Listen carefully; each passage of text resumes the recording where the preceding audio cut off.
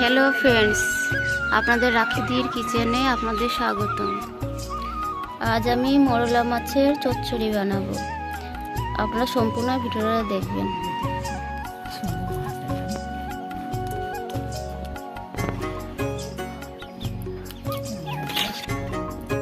মাছের জন্য মশলাগুলো আমরা বেটে নেব। আদা, রসুন আর কাঁচা জিরে। আদা, রসুন,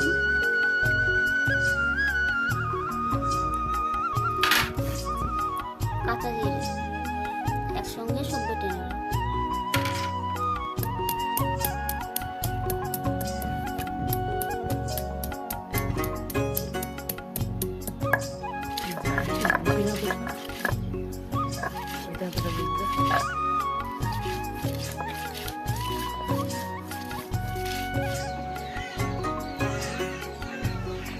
আদা বাটা হয়ে গেছে, তুলে নিলাম।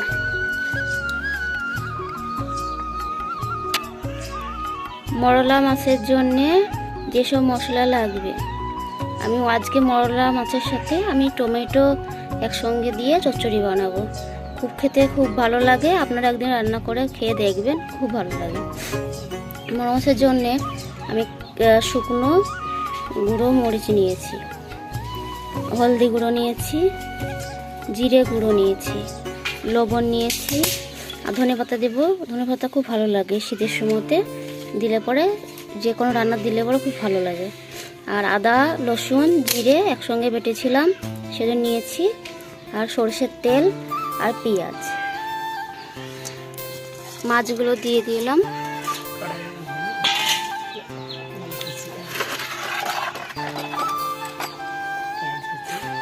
পেঁয়াজ কুচি আমি একসঙ্গে আজকে সজিয়ে রান্না করব, ভাজবো না মাছগুলো।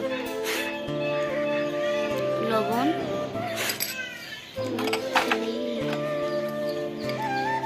হলদি গুঁড়ো, লঙ্কা গুঁড়ো,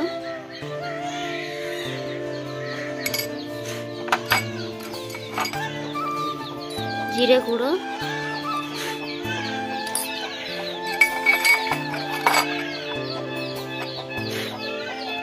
আদা বাটা,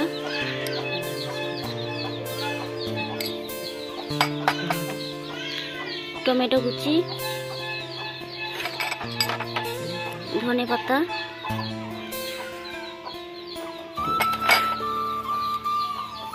সরষের তেল,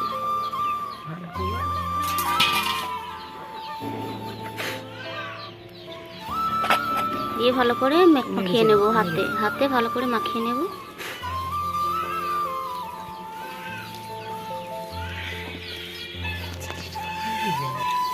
এবার জল দিয়ে দেবো। ভালো করে মাখানো হয়ে গেছে।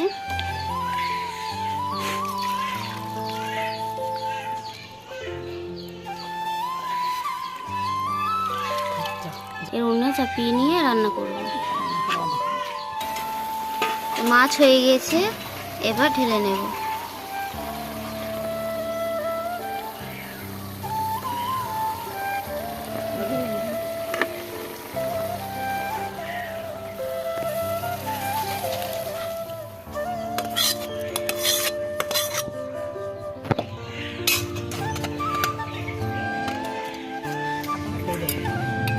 খুব সুন্দর লাগে এই মরলা মাছের চচ্চড়ি, আপনারা খেয়ে দেখবেন। এইভাবে ভাজবেন না, সজিয়ে রাখবেন, খুব ভালো লাগে খেতে। মশলা ফসলা একসঙ্গে দিয়ে দেবেন। আর যদি ফেসবুক থেকে দেখে থাকেন তাহলে ফলো করে দেবেন আমার চ্যানেলটা। আর যদি ইউটিউব থেকে দেখেন তাহলে চ্যানেলটা সাবস্ক্রাইব, লাইক, শেয়ার, কমেন্ট করবেন। থ্যাংক ইউ, ধন্যবাদ।